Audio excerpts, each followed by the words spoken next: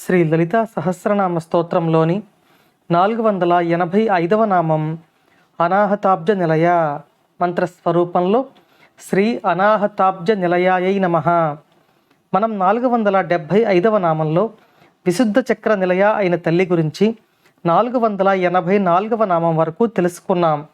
ఇక 485వ నామంలో అనాహతంలో కొలువైన అమ్మవారిని అనాహతాబ్జ నిలయ అనే ఈ నామంలో తెలుసుకోబోతున్నాం. అనాహతం అంటే మన హృదయం దగ్గర కొలువై ఉన్న స్థలం. ఈ హృదయ పద్మంలోని అమ్మవారు రాకినీశ్వరీదేవి అని చెప్పబడుతున్నారు. ఈ నామం నుండి వరుసగా 10 నామాలు కలిపి జపం చేసిన, ధ్యానం చేసిన ఒక మంత్ర అనుష్ఠానమే అవుతుంది. ఈ నామాలను జపం చేసేవారికి రక్తంలో ఏవైనా సమస్యలు ఉంటే దానికి సంబంధించిన దోషాలు తొలగిపోతాయి. మనం 475వ నామం నుండి 484వ నామం వరకు గల నామాలను జపం చేసి అమ్మవారికి పాయసాన్నం నివేదిస్తే మొదటి నెలలో ఉన్న గర్భస్థ శిశువుకు రక్షణ కలుగుతుంది అని చెప్పుకున్నాం కదా.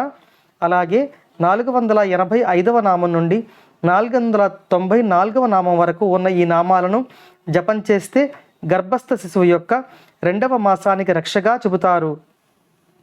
ఈ అమ్మవారి గురించి ఈ 485వ నామం నుండి 494వ నామం వరకు మనం వరుస నామాలలో తెలుసుకోబోతున్నాం.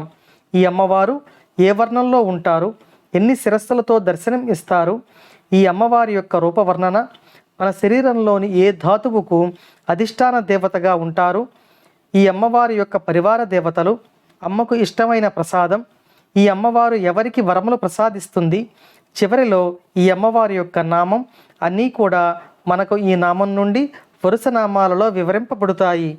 అటువంటి తల్లికి నమస్కరించుకుంటూ ఓం శ్రీమాత్రే నమః.